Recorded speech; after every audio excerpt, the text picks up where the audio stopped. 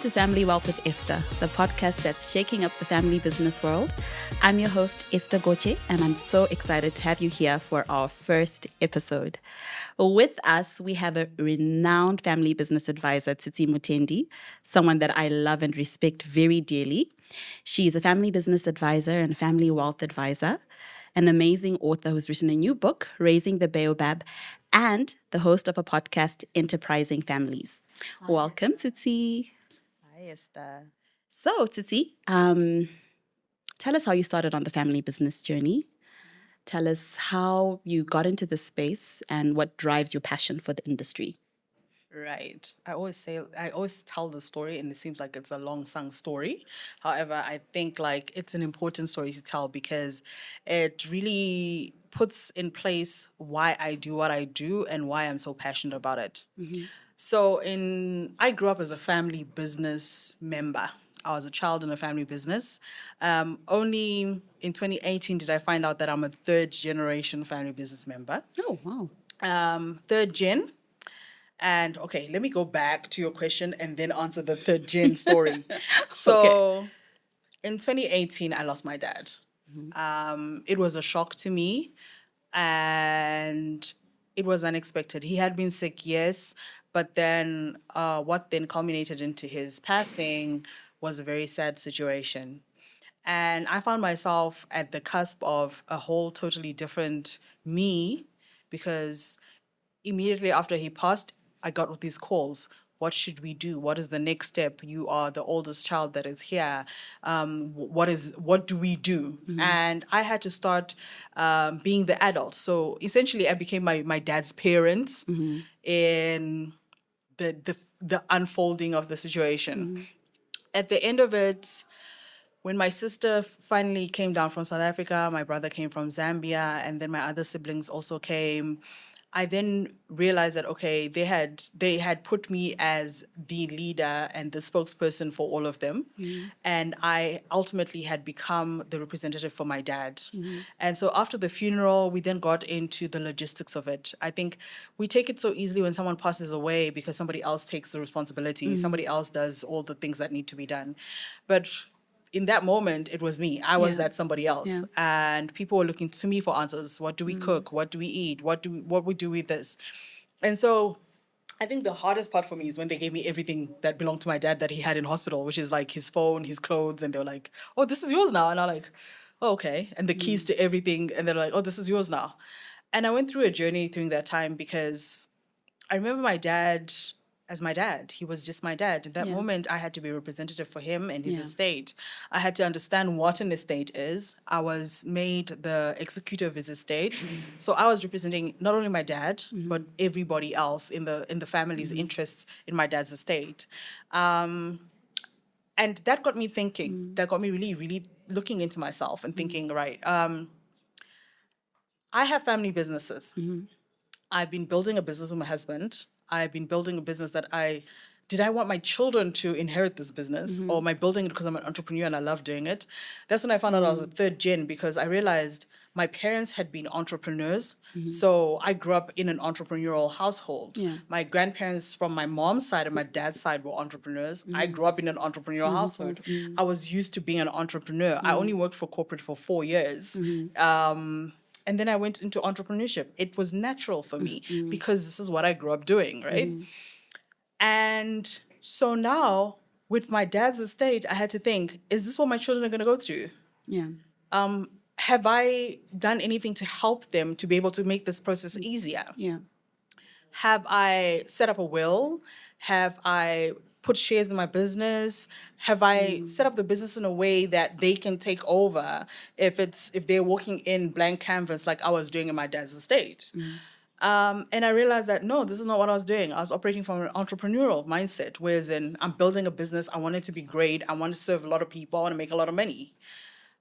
The conversation I was now in is every family I knew, if not all of the families I knew growing up, had dissipated. Their businesses had dissipated. There are other people who'd gone in and started to do the same businesses and been successful because there was a vacuum. There was a space where somebody else occupied that was no longer occupied. And I did a lot of research and tried to figure out what's going on. how can I make sure that my businesses don't do what happened to my dad and all the others' families? And that's when I came across family governance. And it was like I jumped into a deep, dark rabbit hole. Got into this rabbit hole and I started going like, oh my God, oh my God, oh my goodness. It's like, okay. And yeah, that's how I became a family governance professional. That's how I became so passionate about it because I've lived it. I continue to live it. I have children. I have a legacy I want to build. I want to make a difference. Yeah. And I want to see my children in the 2% of success rate because globally, only 30% of family businesses succeed into first gen to next gen. In Africa, a study done many years ago by one of the big accounting firms showed that only 2% of African family businesses transition from me to my children. So I want to make that difference and I want to help other families make that difference. Wow, that's amazing. And I think for me, there's so much of what you just said that resonates very deeply. When I saw that statistic, it was actually one of the things that incensed me because I kept on saying, well, why can't we have African excellence, right? Why is it 30%, which is still low across the world? But in Africa, I mean, it's a dismal figure. 2 to 3% is very small. And it really got me excited and passionate about the value that family businesses have and the help and the ring fencing they need, not just from a capital perspective in terms of financial capital, but just the advisory work, being able to help families unpack all of the stuff that you said, right? That you have a next generation sometimes that's thrust into a role that you're not ready for, right? One wake-up call, I think, for all of us was COVID. It was such a disruptor. It impacted families tremendously. People just died. And a lot of young people were just left with businesses and estates that they had no idea what to do, where to start, which business partners to talk to, which suppliers to talk to, what contracts are outstanding, what loans are outstanding, and all sorts of things. And so I really love your answer because I think it's at the heart of what we want to do here at this podcast at Family Wealth with Esther. It's to talk about these issues because they're real and to ensure that we build that excellence. We want to see that percent of business continuity going up across the continent. So thank you very much for that. You work extensively across Africa.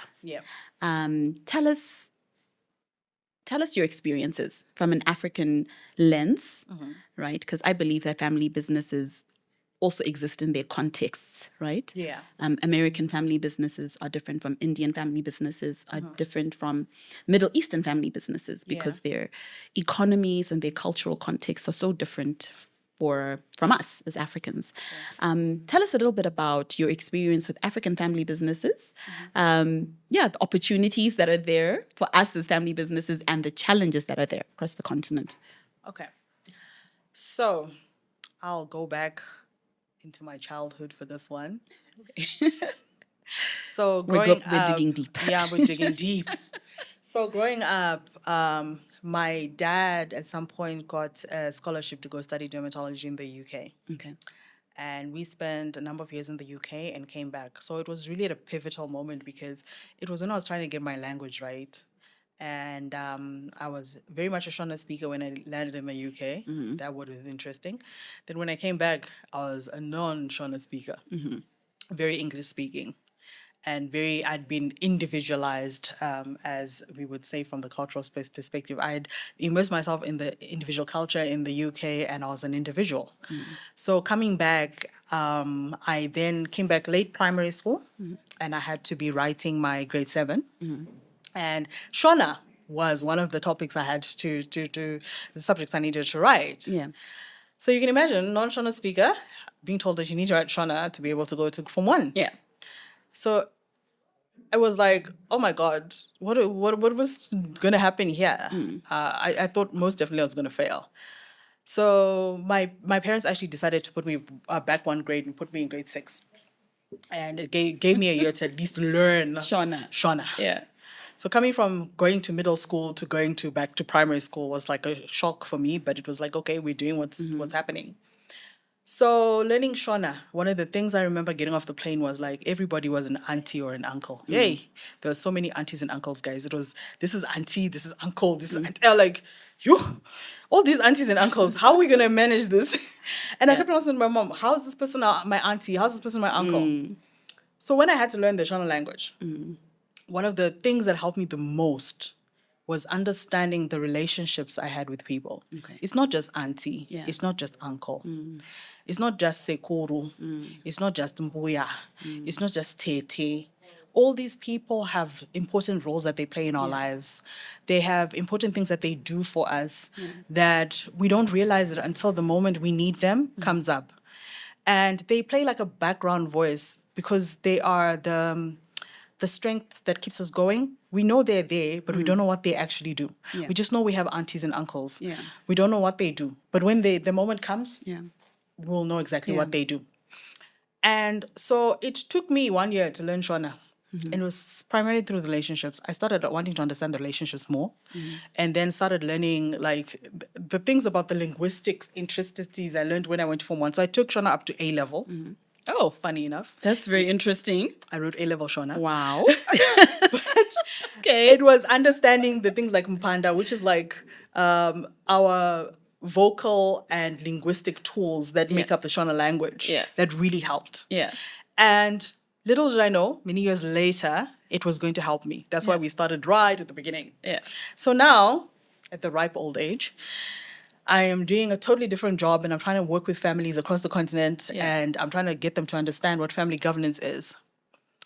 I had to dig deep back to that little Tsitsi and start learning the culture. When I work with a family, I need to understand, what is your culture? What is it that you believe in? Yeah. What is it? Who plays what role in your family? And why is this role important? How does this role translate? And how does this role translate even to your wealth, when you're building wealth, when you're building your business? How does that look like? What are these relationships really? What do they mean beyond the dollar sign? What do they mean beyond the business? What do they mean beyond the family, just as the family? And by going in with that angle, you truly get to understand families, you truly get to understand the cultural nuances, you truly get to understand the glue that holds them together. And it's easier to be able to put in interventions or put in support systems when you truly understand the culture, when you truly understand what it is to speak to them in a language that they understand, to communicate to them in a culture that they appreciate that you've taken the time to know who they are, what they believe in.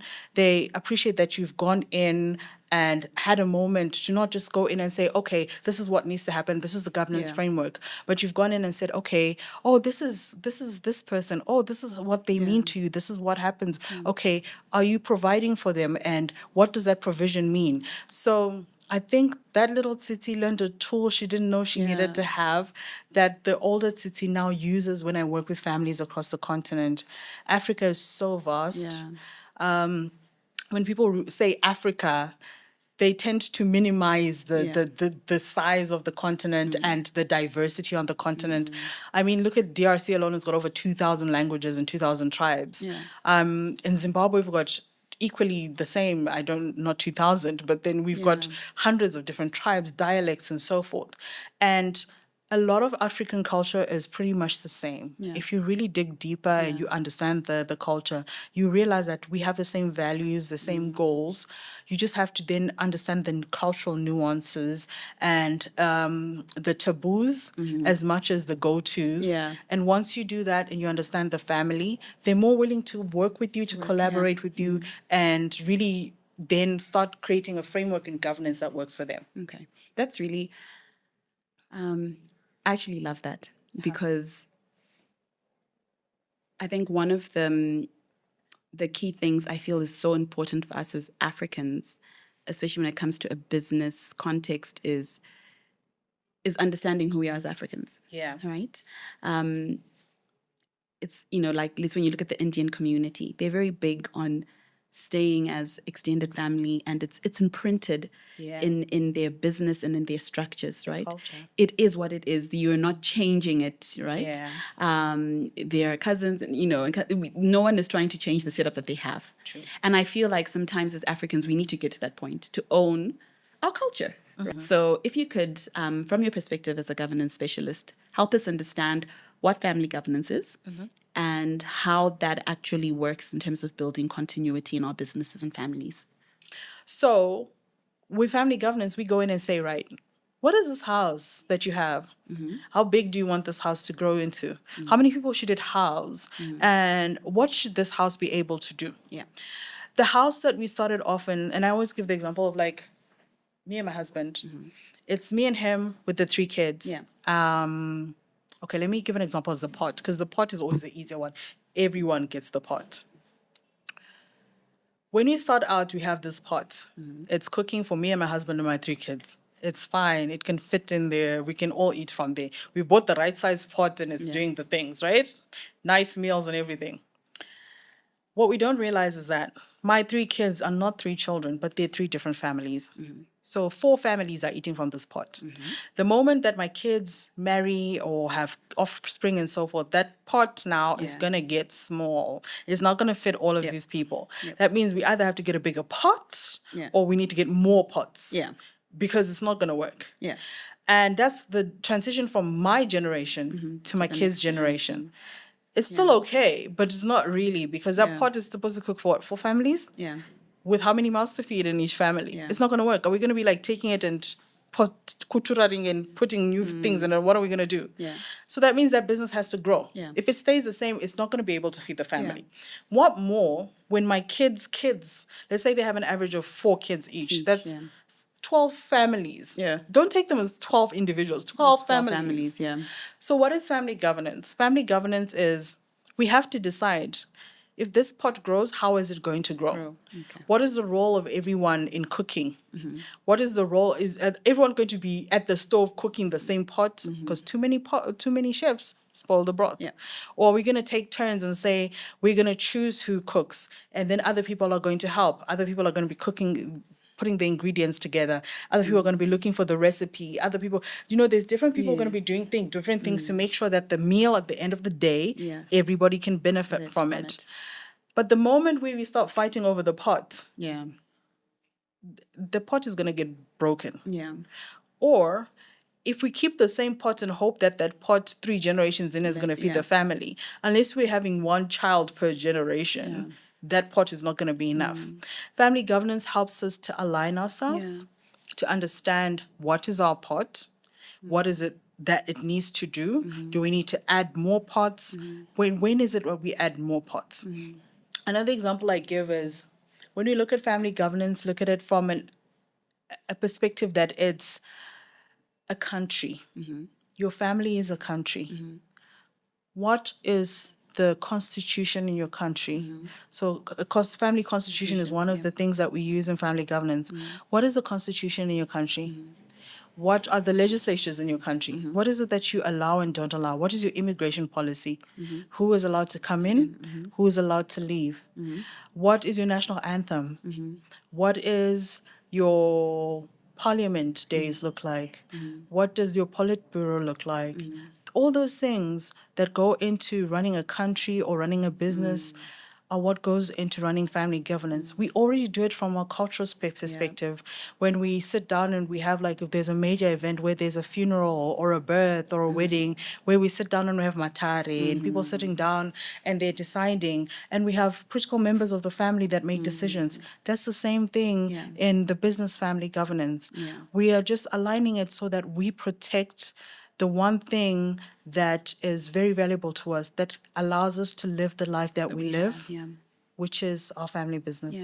I mean, I love that. I love all of your answers. But, it's such, I think the pot and the country example, it really crystallizes to people, right? That if you're a family and you have a business, what is the constitution? How do we run this family and business? Who gets to go to work? What qualifications do they have? Right. I love the immigration. In-laws. It's a big topic, right? Who can come in and who can go out? And what does that look like in our family and in our business? the Politburo, there's an inner sanctum, Yes, right? yes. Who are the leaders that get to sit In that Politburo. in that Politburo? Then there's the parliament, where there's a lot more people and there's a lot of debate. Exactly. And we're managing and resolving conflict at that level. So I really love that idea because it crystallizes to people, and hopefully our viewers as well, just to understand the power of governance. And Yeah. what I'm taking from you, actually, from a governance perspective, is communication. That then our family governance tools, like the Constitution, and so on and so forth, actually become like bedrocks Exactly. for us to actually begin Exactly. And to I always communicate. say the power of governance is when it's lived as opposed to when you just take governance. It's like, oh, we've done our family governance and you shelve it. That's not family governance. That's you just doing an exercise and you're over it now. Yeah. Family governance is when you wake up every day and you know that you are committed to something. Yeah. You're committed to a bigger vision and you're going to collaborate with other people to make sure that vision comes Yeah. into fruition. So it's so important that people understand family governance is not a once-off exercise. Yeah. It is a lived experience. We put together the foundation, but as you build your family business, it must be a brick by brick exercise. Yeah, I love that. That's such an amazing answer. Anyway, stay tuned. We'll be right back. We're going to be going into Tsitsi's really awesome and amazing book.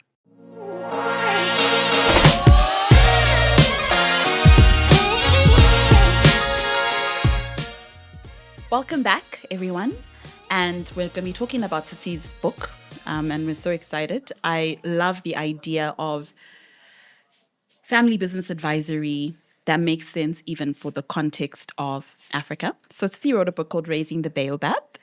And the baobab tree is such a strong symbol across the continent, right? How does that metaphor connect to the principles of building a multi-generational business? So just help us to connect the symbolism of the baobab and family businesses.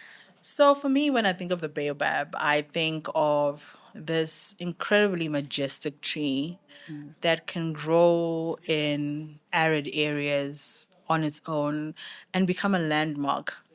So, story time again. So, Time with Tsitsi. many years ago when I got married, I remember going to my husband's traditional home and Kumusha. And while we were there, we passed this big majestic baobab that was on the road there, and we had some pictures taken.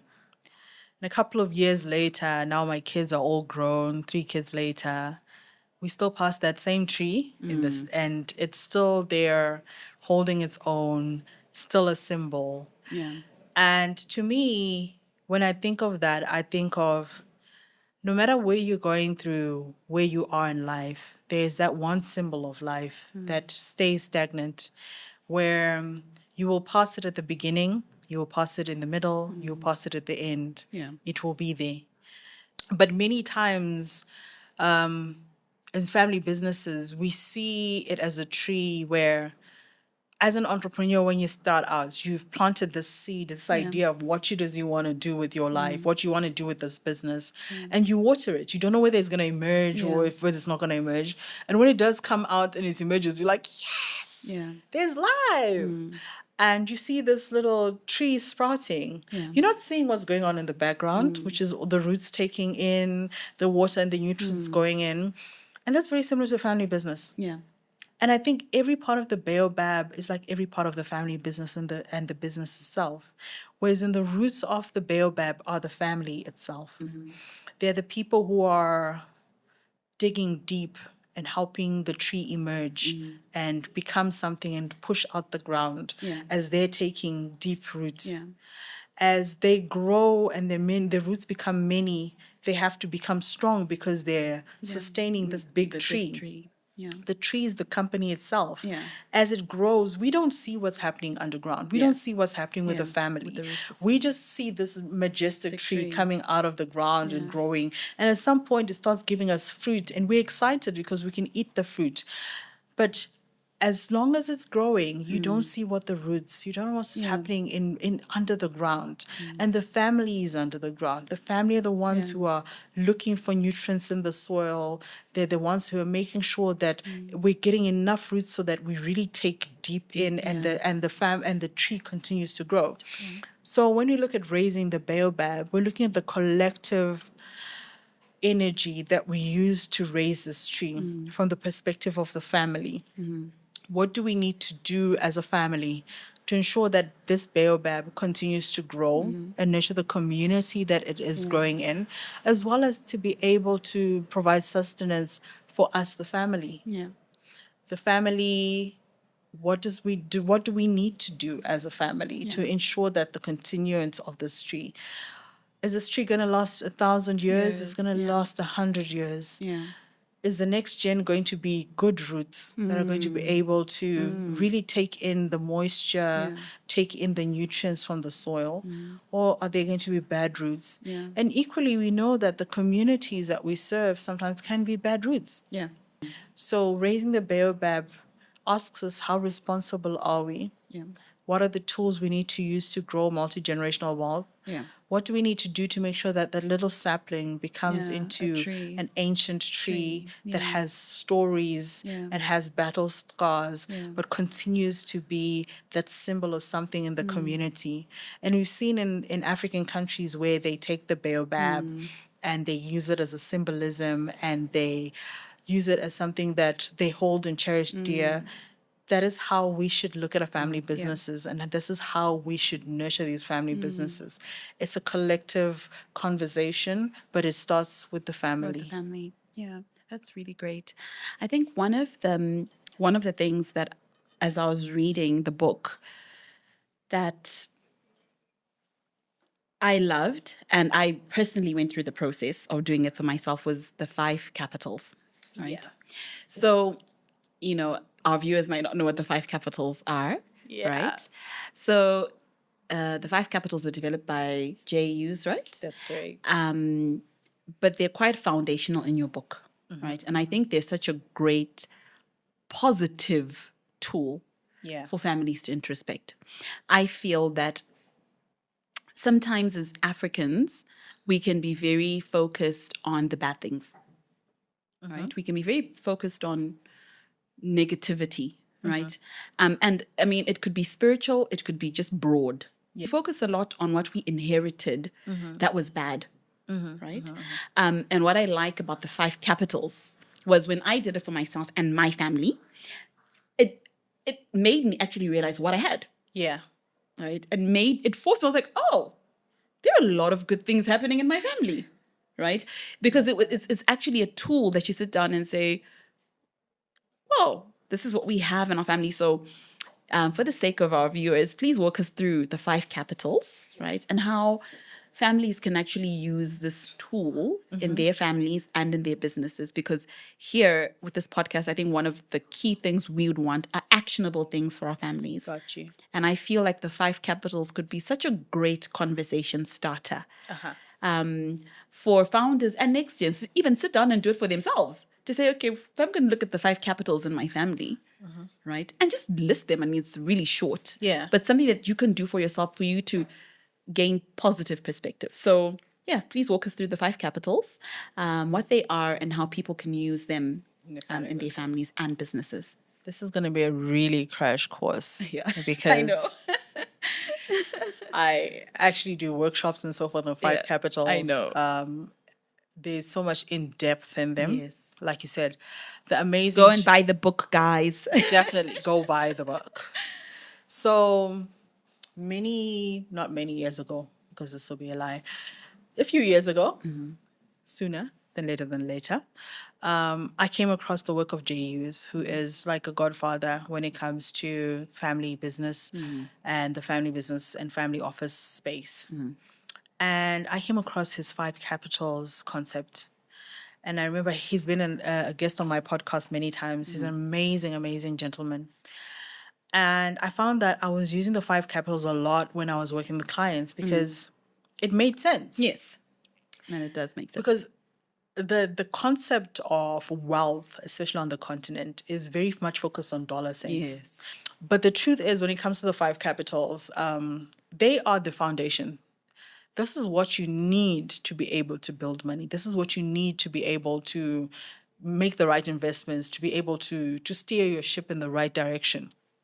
So your first capital in family wealth, when you want to build multi-generational wealth, has got to be human capital. Human capital is the people around you. So when you're looking at family governance, please stop looking at the people that work for your company. That is your business system. Look at the people in your family. And I always say this is interesting because the business system, if your finance is failing, you're going to then list what you need in terms of financial capabilities from an individual. And then you're going to do a call out, and then they're going to put the applications, and then you're going to hire the perfect financial individual. You're going to make a few mistakes until you get the right one, right? Yeah. The family system, a baby is born. That qualifies them to be part of your family. And that qualifies them to be inheritors of your wealth.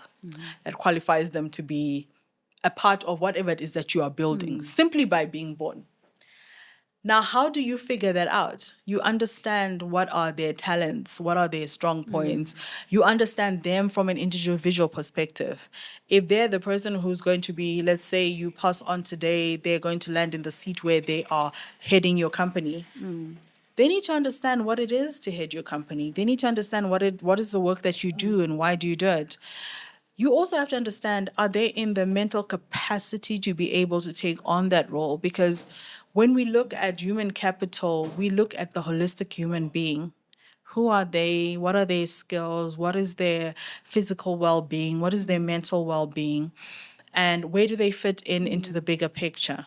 Are they qualified to actually run the company, or are they qualified to be cheerleaders for those who will run the company? Yeah. Understanding your human capital allows you to put the right people in the right places. And being put in the right place doesn't mean, because this person is just the person who brings people together, they don't do much. Bringing people together is a lot. Yeah. Being people together and having one person that people are aligned to, who say, if they call a meeting, everyone will attend. That's a big deal, guys. Because there's some people where they call a meeting, everyone is rolling their eyes, they're not going to attend.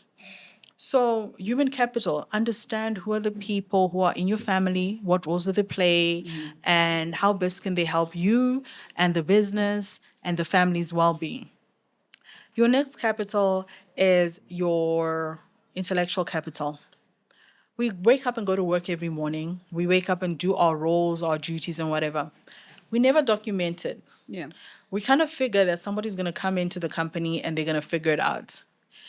Unfortunately, if they don't figure it out, you stand to lose a lot. Your intellectual capital is not only what you do for the business and being able to document it and write a handbook for it, but the experiences you have in life. Your children need to know some of these experiences. With family businesses, we have a lot of our experiences rooted in shame. There are times where we won't go to consultants because we feel ashamed of some of the decisions we've made, some of the choices we've made. And so we decide, no, they'll figure it out when I die. When it all comes out, I won't be there to deal with it. Yeah. Your third capital is your social capital, which is such a mess. You see, I'm on a podcast. This is social capital. You're going to sit there and you're going to listen to me and you're going to she makes sense or she doesn't make sense. You're going to make a decision based on a video that is going to be a few short seconds. And that's the most that most people make decisions on a daily basis. We see a TikTok, we see a headline, we see a Facebook post and a Twitter post or X post or whatever you want to call it these days. But we see a post and we make a decision. We don't know who this person is, what led to this decision. We don't even understand what were the push and pull factors. We judge it as we are moving on because we have our own lives and other things to base on and other problems we have. So we're not going to really pay attention to what we write on social. But let me tell you, your social capital is everything. Yeah. I think in business speak, we've heard your network is your net worth. Yeah, that's social capital. Yeah, that's social capital. Yeah. It's the people, how we explain it in family business and advisory is, what do people say about you when you're not in the room? Yep. What people say about you when you're not in the room is your social capital. Yeah. It is those doors that are going to open when you are sleeping in your bed at home and you don't even know your name is being brought up in a conversation. It's those doors that are going to be slammed shut because you are sitting in a room and you're sleeping at your house and you don't know that these conversations are happening. Yeah. It's everybody that you touch and their experience of you. That means you need to be intentional. Yeah. That means you also have to teach your next gens to be intentional. Yeah. Are you teaching them Yeah. and educating them on how to be intentional? Are you teaching them and educating them on how to interact with the world? Your fourth capital is your spiritual capital. Who is it that you are and what do you believe in? Who is it you, as a family, as an individual, who is it you are and what do you believe in? If you go to the UAE, famously Dubai, and you get there on a Friday is their Sunday, there's nobody's going to be at work because that is their Sunday. They're a Muslim country and they hold that near to them. And if you want to do business with them, you must adhere to that. If you come to a country like Zimbabwe, you know, on Christian holidays, we're not going to be working. Our businesses are going to be closed. To be able to do business here, you need to adhere to that. As your business, what is it that you adhere to? I think we have one of the bigger companies, well-known company, I won't name it by name, but which is a Christian company. And you know, before their meetings and everything else, they pray. Yeah. They put God before all things. So what is it that you do as a family that shows your spiritual capital? Final capital that holds up all four capitals Yeah. is your financial. The one you all love to hear about. Yes. How do we make more money? How do you make more money? Ensure that you've built the right human capital. Not the person who's standing as your CEO or head of business is going to be somebody who people are going to really invest in, who's not going to be always unavailable because they need to take retreats or they have health problems. Make sure that your intellectual capital, they know how to run the business, even after when you're not there. Yeah. Make sure that they know how to deal with socials and they're not triggered by everything that goes on social media. And then also know that they know who they are and they're grounded in that. Every decision after that, people know who they're dealing with, why they're dealing with them, and it's easier for other people to make a decision because every other capital is grounded. Without the five capitals, you can invest as much as you want, but you can't control all the other four capitals if you don't know what they are. Yeah. So I think it's such an amazing tool. Yeah. And I think something that we'd love our viewers and listeners to investigate. Go and have a look, research, and we're going to post up Tsitsi's book as well later. And think about it. What are the capitals that exist in your family? And naturally, if we can pass knowledge such as that to our own children, and we get them to see and feel the milestones, we get them to celebrate the milestones, we also start investing in our capitals. We start understanding what is the human capital within the children we have. How do we pass on the knowledge we have in the intellectual capital? How do we pass on the values we have in spiritual capital? So it doesn't become at a funeral where someone says, oh, you know, Vaiti, or he used to say, or she used to say. No, let's document it. Yeah.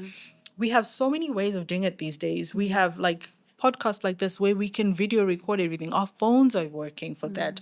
We can do audios, videos. There's so many ways we can capture our current gens and our next gens in ways that will motivate people into the future. Yeah. Oh, that's really awesome. I think one takeaway for me from the book, something that I read and I loved, and my tablet has gone to sleep on me, but so I'm going to paraphrase. Okay, right. go. But basically the quote says something along the lines that, like the baobab tree, right? Yeah. If the roots are still there, there's still hope for it. Absolutely. That in a rainy season, the roots will receive water and there's a chance for the tree to grow again. Absolutely. And that hit me because it resonated so much with a Bible verse that I love, Job 14:7-9. And it basically is exactly that, that there is hope yet for a tree that is struck down, that when rain comes, right? There's life. There is life. Yes. And when I read it, I thought a lot about the context, especially for Zimbabwe. There are a lot of family businesses that are struggling because of the environment and adapting. And to me, I said, it's the roots, because it's the family that built the business. Yes. So there's still hope for those families. It's a matter of transitioning from whatever was happening to something else, because the roots that built the business are still there.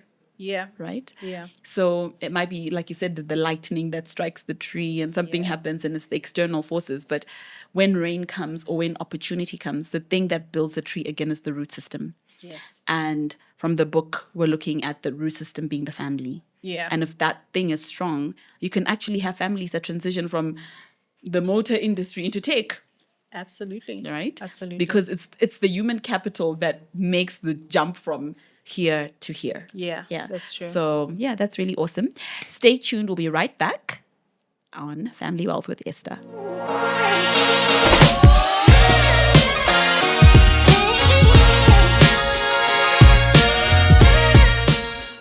And we're back on Family Wealth with Esther. We have our guest, Tsitsi Mutendi, a renowned family business advisor.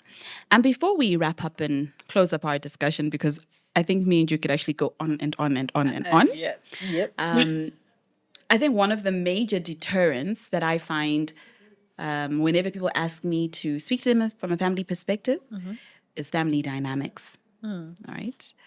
And when we say dynamics, it's all the sibling, my sister, my brother, my mother, my cousin. I just don't want to do this. I don't want to be involved with my mom. I don't want to be involved with my dad. And I think it's such a major deterrent for most people, right? Yeah. Or people say, I'm going to build a business and my family's not coming near that thing with the 10-foot stick. You know what I mean? Yeah. What's your advice for people to navigate? If it's a real business and you want longevity, if you want the name that is going to resonate across time, you need to act accordingly. You need to plan accordingly. You have to be very intentional. Your delulu can become trelulu only if you really invest in yourself and you really invest in the tools that are necessary to make something sustainable. If not, it's going to dissipate. As soon as you are not there, if you're not the anchor, you're not the visionary, you're not the person who's holding it together, there's going to be no one because you haven't helped other people to be able to do it. So what advice would I give to family businesses, people who work together? Communicate. Yep. Be transparent as far as you can. If you can't be transparent, get advisors that you can be transparent to. Make sure that what you're really working for, what you really are achieving, is something that can be achieved and something that can be sustained and something that your children are going to benefit from. Yeah. If you don't do that, then you're not going to have it. I love it. This is my answer to everything, by the way. I love it.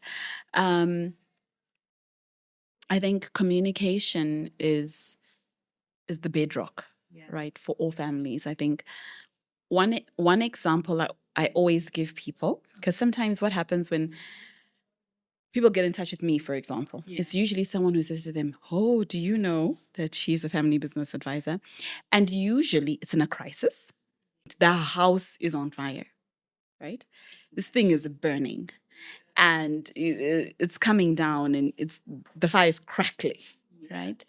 And people are now trying to find a mediator. And it's so hard from an advisory perspective to come in to a full-fledged burning house inferno, right?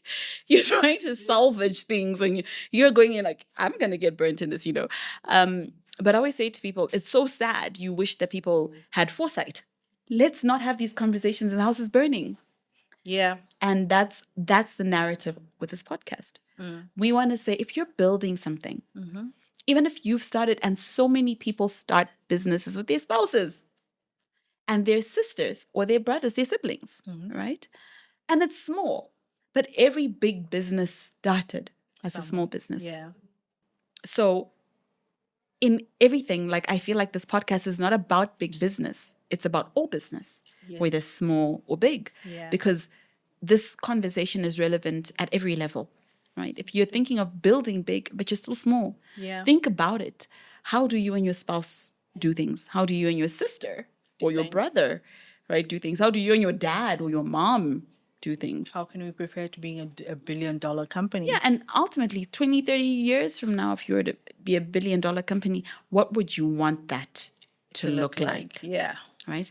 And even if it doesn't become $1 billion company, still, what would you want that to look like? Yeah.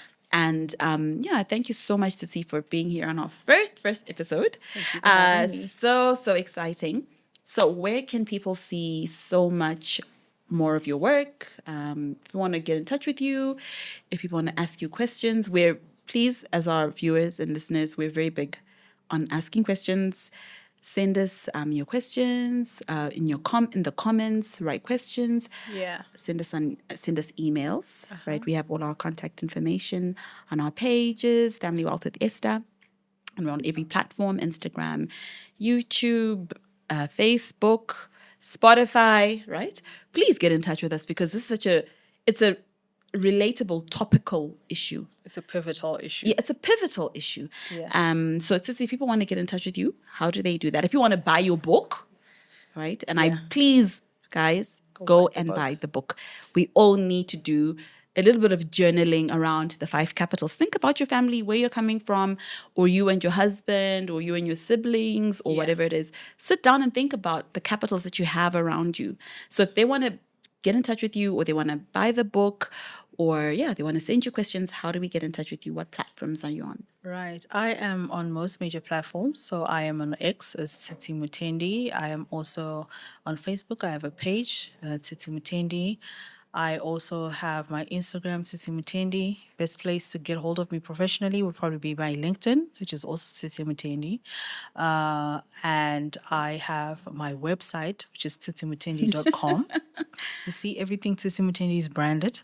So you go to my website, tsitsimutendi.com. We love it. You can also go to Naka Legacy, Naka as in the Shona Naka, NHAKA, legacy of one word.com. You can also go to AfricanFamilyFirms.org. So African Family Firms as one word.org. I'm also available on my podcast. You can listen to my podcast, which is Enterprising Families. It doesn't have video as luxurious as Esther's is, but you have plenty of audios that you can catch up on. If you want to find my book, you can go on Amazon, so Amazon.com or Amazon, whichever the global store that you are in. You can find my book, Raising the Baobab. It is available globally. If you want to get it locally, you'd probably have to try to get hold of me, and you can do that through either my LinkedIn or through Naka Legacy, which is the website for my family governance. So Naka Legacy, you can just send an email to hello@nakalegacy.com and you'll be able to get hold of me. I look forward to any of the questions that you may have. I'm always happy to assist and to also support families that are in business. That's so great. I literally was about to say amen. Sorry. I'm so used to speaking in church. Okay. But yeah, this has been such an amazing episode, and we're so excited. Please stay in touch, stay tuned. Next week, we're going to have an even more exciting episode, right? We're going to be touching on so many different controversial topics. Tsitsi has been such a great guest to our podcast. She's given us so many amazing insights, so many things for us to take home, and so many things for us to think about and incubate. And I think one of the things that we said in this podcast is we want actionable takeaways, right? I think in this day and age, you don't want to listen to something that you can't implement, right? So we believe that we want to be here to actually help enterprising families, help family businesses, help people that want to build generational, multi-generational wealth. So your key homework from this episode is go and look up the 5 capitals, right?